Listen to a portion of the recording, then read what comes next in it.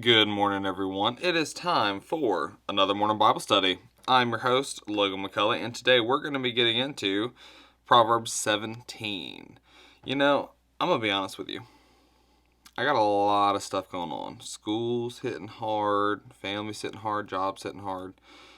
I just feel stressed out. I'm going to be completely honest. It is like, I feel, stressed is a good word because I feel like I'm just going hard. Like, there's like this overwhelming stuff to do. This overwhelming amount of stuff to do. But that's why it's important to take this time to carve out of our day for this Bible study. And before we start today, I'm going to pray. Lord, bless me, bless Jennifer, bless Levi, bless all those that are with us on this Bible study. Protect us as we go throughout our week, as we go throughout our day. Open your word for us. Give us the discernment. Keep us on your path and keep our eyes on you. Do in us with what we can't do with ourselves. In your name I pray, Jesus. Amen. All right, let's go and hop into it. Proverbs 17:1. Better is a dry morsel with quietness than a house full of feasting with strife. Better is that cracker. I think we've talked about this earlier in Proverbs, talking about how it's better to have little with no strife than a lot with strife. Verse 2. A wise servant will rule over a son who causes shame, and will share an inheritance among the brothers. Breakdown. A faithful servant will rise above an unworthy son and receive an inheritance. Ooh, isn't that the truth? A faithful servant. So what does the verse actually say? A wise servant will rule over a son who causes shame. Boom, pause. A wise servant will rule over that son. The servant, if you do good enough, you can be put in that higher place, right? So a wise son or a wise servant will rule over the son, and that wise servant will share an inheritance among the brothers. The brothers are supposed to also get the inheritance. Verse 3. The refining pot is for silver and the furnace for gold, but the Lord tests the hearts. The refining pot, this was a heated crucible used to test and refine precious metal. But the Lord tests the hearts.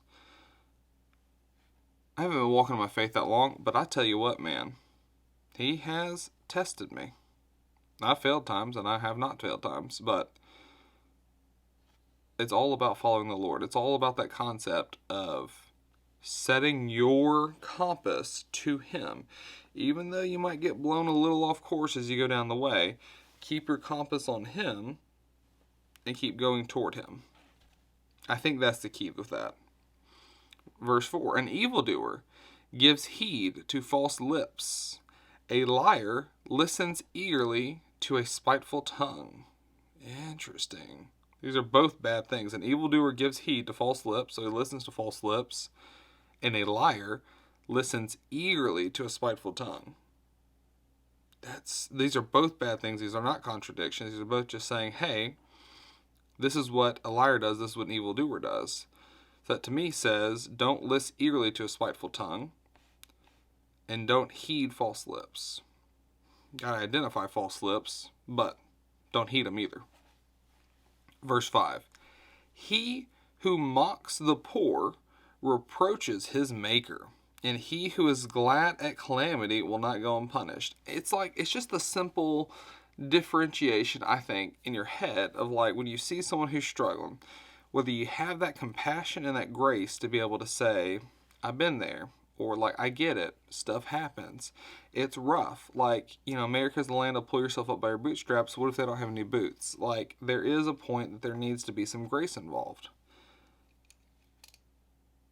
If you don't have that grace, if you do mock the poor, if you don't have the grace and you mock the poor, you reproach your maker. And who is our maker? God. Who wants to be the person that reproaches their maker or reproaches God? I don't want to be that guy. He who is glad at calamity will not go unpunished. Oh, man. You know, growth. Growth is important. So, I work for someone. I'll call her out. Her name was Lori. Lori sucked. She's one of the worst managers I've ever had. I'll just say I worked for. And I'm going to tell you what, I tried to get her fired for a year. And eventually I had to say, you know what, if you're going to be here, I can't work with you. 100%. She sucked that badly. She was that bad of a manager. And maybe there's some growth for me. I wasn't completely not at fault. And it was also the company. The company also sucks and set her up for failure, or set me up for failure because I worked under her. However, there was a lot of emotions that I had toward her because she made my job so much harder. I mean, it was physically where I just didn't want to go into that place ever. And I've never felt like that before. So, had a lot of emotions. Well, fast forward, that was about a year ago that I dealt with her. And I actually just talked to someone that I used to work with that worked with her closely. And I was like, you know what? How's Lori doing? I hope she's doing better. I hope she's doing well. I hope she's found a place that she can not have such bad expectations or such unrealistic expectations, that she has a space to grow and to learn. And maybe she can grow in her faith as well. Hopefully she has faith. I never actually even broached that subject with her. I wasn't a Christian at the time. I wasn't a Bible reading, believing Christian. But that all kind of ties into I don't hope for calamity for her, even though I feel she didn't treat me right. I have examples of exactly how she didn't treat me right. Let me be clear on that. And other employees. But I don't wish calamity for her. And that is a growth for me that I've kind of gotten into. There's been other supervisors that in the past, or I had an issue with one person way in the past. You know, when you have like you have to work with somebody, and like that constant, like I would never speak to you if I had a choice. Like legitimately, I would never speak to you if I had a choice. That's how I felt about this person. And now this is calling me out on that feeling, because I had to work with this other person for like 6 years, man. And like that's a lot of strife to put up with. And I tell you what, going back to that first one, I'd rather have that dry morsel with quietness than I would that full feasting of strife with strife. So that woman I worked with for 6 years, this is calling me out to not want calamity, to not think that if she were to get calamity, it's just desserts. But that she has that opportunity for growth and stuff, the same things that I felt about Lori. Because, I mean, Lori was worse, I'll be honest, but I just didn't have to deal with her for as long. Verse 7. Excellent speech is not becoming to a fool, much less lying lips to a prince. Oh, hold on, pause. Let me back up. We're going to do the other one. Verse 6 is actually the next verse. Children's children are the crown of old men, and the glory of children is their father. Man, isn't that talking about grandchildren? Godly influence generates mutual love and respect in a family, which extends from generation to generation. Children's children are the crown of old men, and the glory of children is their father. Verse 7. Excellent speech, now we're in verse 7. Excellent speech is not becoming to a fool, much less lying lips to a prince. So there is no breakdown. So I was going to say this before the breakdown, but I'm just going to say it now. You hear excellent speech is not becoming to a fool. Okay, if a fool's a fool, them using big words just sounds haughty, off-putting. It sends up a red alert. However, you take it to the other side, so the prince should not be lying, because much less lying lips to a prince, it is not becoming to a prince for lying lips. If you are on that path of greatness, or you are on that path of godliness, lying should not be on your lips at all. To the same point that you'll never see a fool, or you shouldn't see a fool, using excellent speech. A present is precious stone in the eyes of its possessor. Wherever he turns, he prospers. This refers to a bribe that brings prosperity to its recipients. A bribe that brings prosperity. Let's read that again. A present, I guess the bribe, is a precious stone in the eyes of its possessor. Wherever he turns, he prospers. Ain't got much on that one. Verse 9. He who covers a transgression seeks love, but he who repeats a matter separates friends. So let's see. He who covers a transgression seeks love. So he who... It doesn't say repent. It doesn't say make up. It says he who covers. Verse 10. Rebuke is more effective for a wise man than 100 blows on a fool. So the wise man rebukes someone, and it is more effective for that wise man. However, it's so much more effective than if a fool were to do it 100 times. Okay, this is more talking about, here's the breakdown. For the theme of a teachable spirit, talking about the wise man is so teachable that a rebuke is as effective. Just one rebuke is effective on a wise man as 100 blows to a fool. I feel like we're saying, like, the wise man can almost get bit by the snake, or the wise man can have someone tell him, hey, don't play that snake, you'll get bit. The fool will get bit 100 times, and it'll be about the same effectiveness. He'll finally learn. The fool will say, maybe I shouldn't bite that snake. But it's all important to have that teachable spirit. Verse 11. An evil man seeks only rebellion. Therefore, a cruel messenger will be sent against him. Just retribution comes against people who rebel, and thus the king's messenger will have no mercy. It's saying that just retribution comes against people who rebel. Not that bad retribution, not that wrong retribution, not that it's a mistake, but just retribution comes against people who rebel. And that the king's messenger will have no mercy. The king's messenger can bring death. No mercy. Verse 12. Let a man meet a bear robbed of her cubs rather than a fool in his folly. How dangerous is a bear that's been robbed of her cubs? Like, the most dangerous kind of bear ever.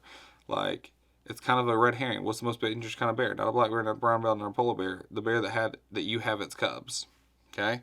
But thinking about how dangerous that is, how much more dangerous is a fool in his folly? The breakdown. Fools are less rational in anger than wild bears. That was much more succinct than what I came up with. Verse 12.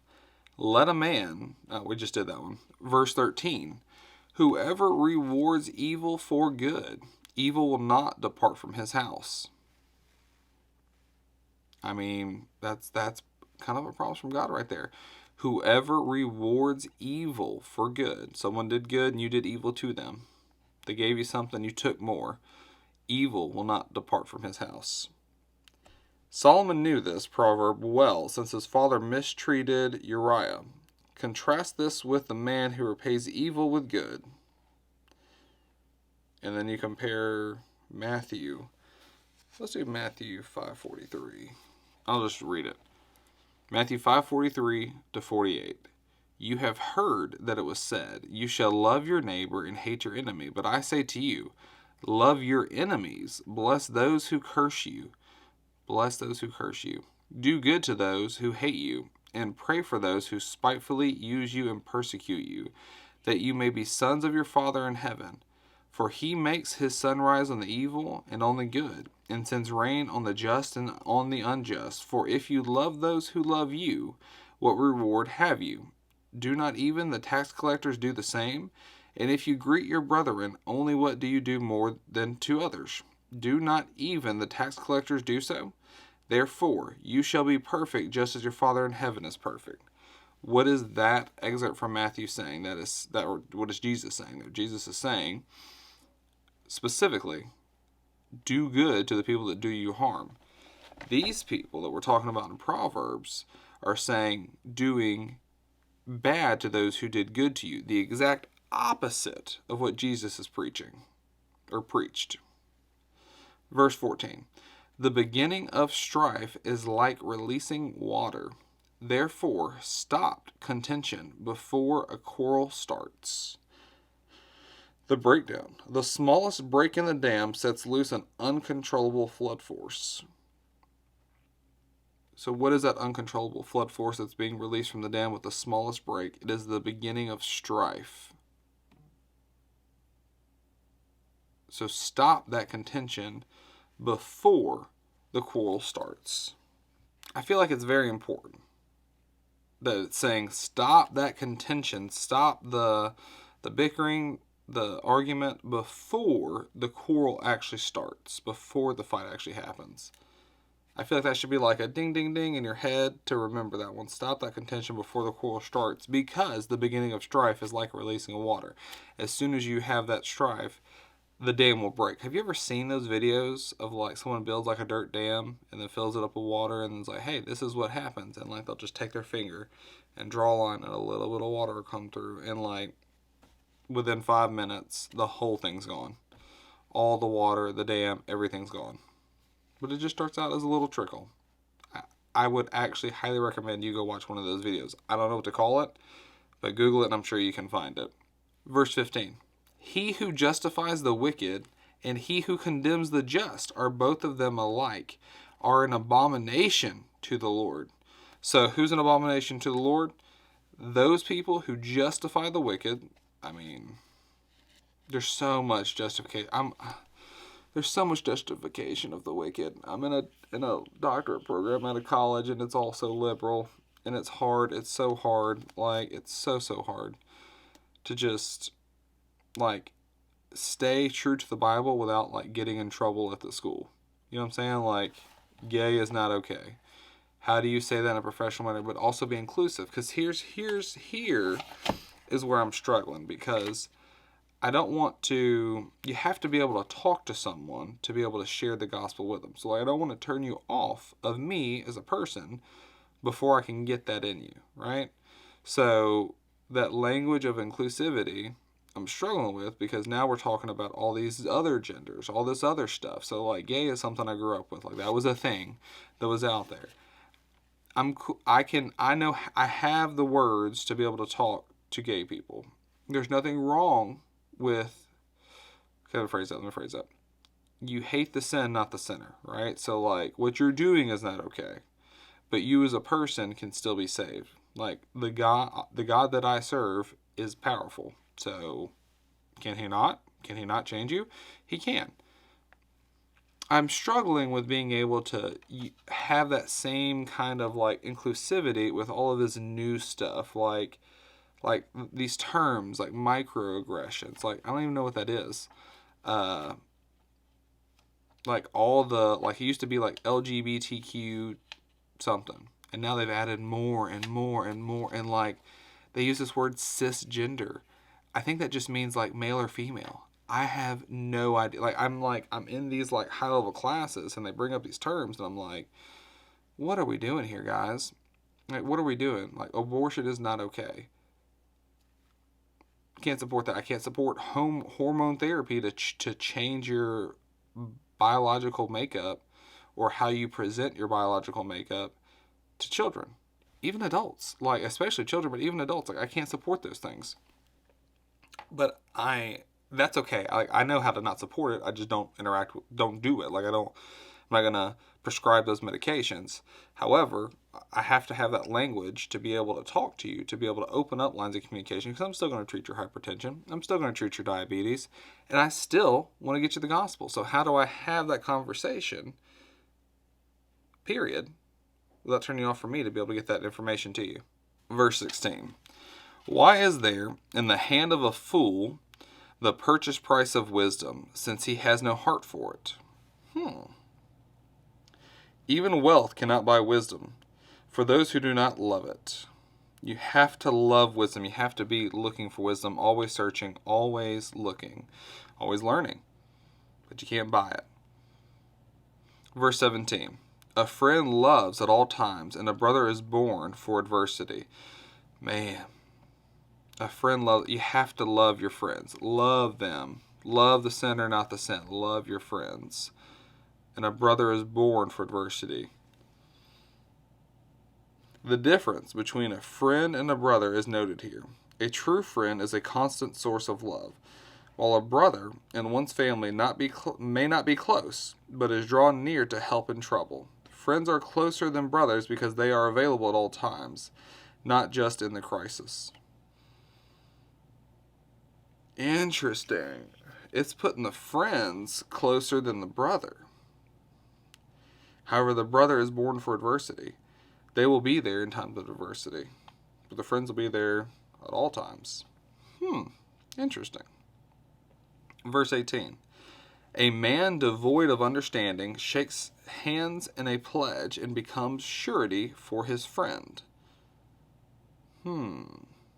What does that mean? A man devoid of understanding. He doesn't understand anything. Shakes hands in a pledge to do something and becomes surety for his friend. He ensures that friend that whatever is happening is good. He is that assurance for that friend. That doesn't sound good. So if you're devoid of understanding and you shake your hands in a pledge like, oh, everything's going to be okay, everything will be all right, you become that assurance for that friend, but you really don't know. I feel like that is that person or that paramedic, that EMT, that nurse that's like, honey, everything will be okay. You don't know that. You don't know that at all. You can say, we can get through this together. I guess maybe I have said that. It'll be all right. But when I say it, I mean like if you lose a leg, you still be okay. It'll be all right. You'll be fine. I guess it depends on how you define that, but it can be misconstrued. Maybe I shouldn't say that. Verse 19. He who loves transgression loves strife, and he who exalts his gate seeks destruction. The image here is of the proud who flaunts his wealth with a huge house having a large front door and who thus invites death. So this person that we're describing here in the breakdown, he who loves transgression loves strife. Transgression and strife. Don't transgress. Don't transgress on your family and your wife. That's pretty straightforward. And he who exalts his gate seeks destruction. He who has that big door invites it in. Okay. Verse 20. He who has a deceitful heart finds no good, and he who has a perverse tongue falls into evil. Compare with 10:31 of Proverbs. The mouth of the righteous brings forth wisdom, but the perverse tongue will be cut out. Ain't that the truth? The perverse tongue will be cut out. Verse 21. He who begets a scoffer does so to his sorrow, and the father of a fool has no joy.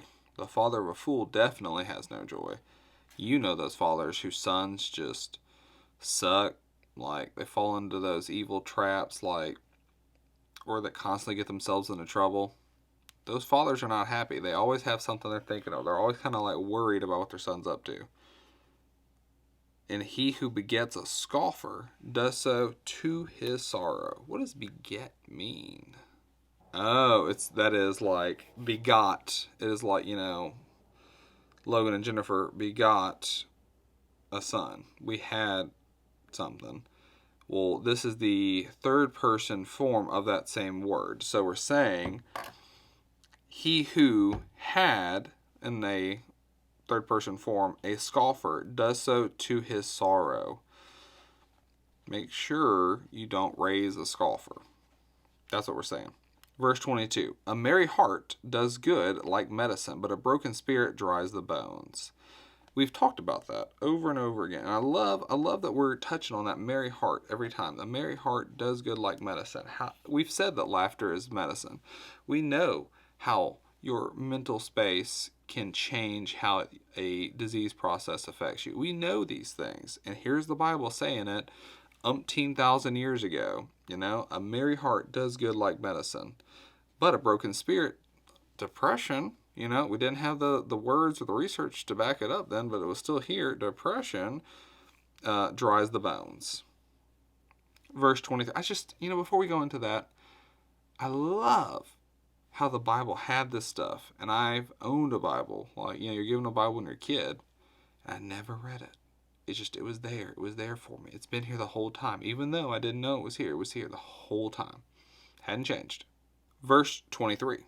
A wicked man accepts a bribe behind the back to pervert the ways of justice.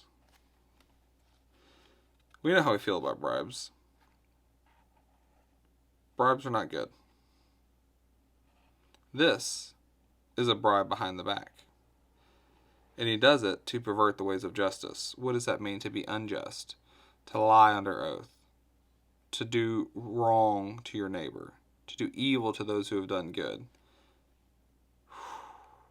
Man. Anyone that accepts a bribe behind the back is a wicked man.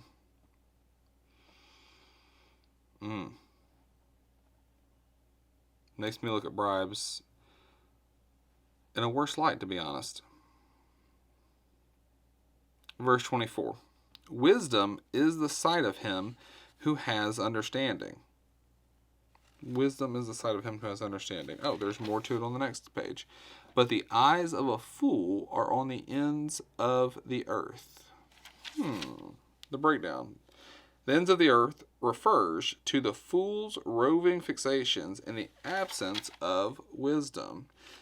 Like that to me thinks about like cars, boats, planes, the fool's roving fixations. All these people that get into these weird hobbies to kind of like fill that empty space in them that can only be filled up by God and Jesus.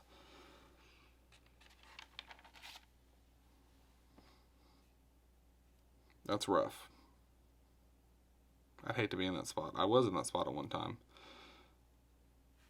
I'm glad that I'm not anymore. Verse 25. A foolish son is a grief to his father, and bitterness to her who bore him. Again, it's talking about how awful your life will be if you have a foolish son. For the father, he's a grief. To the mother, he's a bitterness. But you know what it's not saying, and it probably says it somewhere. It's like, put in the effort to raise them right. It's only saying, like, make sure they're not a fool. Make sure they're not a scoffer. Make sure they're not a wicked person.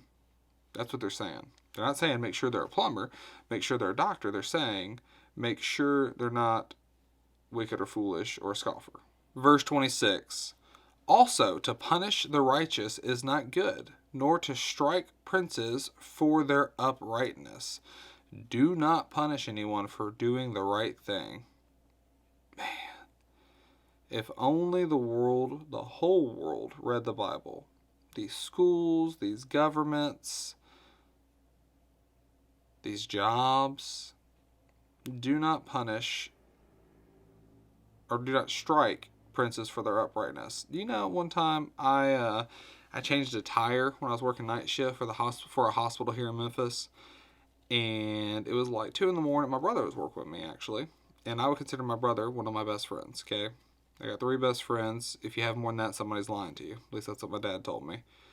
But anyways, we were working, and he was working that night, and this woman needed her tire changed. She had brought her child to the hospital. The tire got a flat on the way. They just rolled it on in here. But the tire was flat, and they needed to change it so she could go to a hotel, or the grandma of the mom of the kid. And I said, okay, you know what? I'll come out there and change it for you.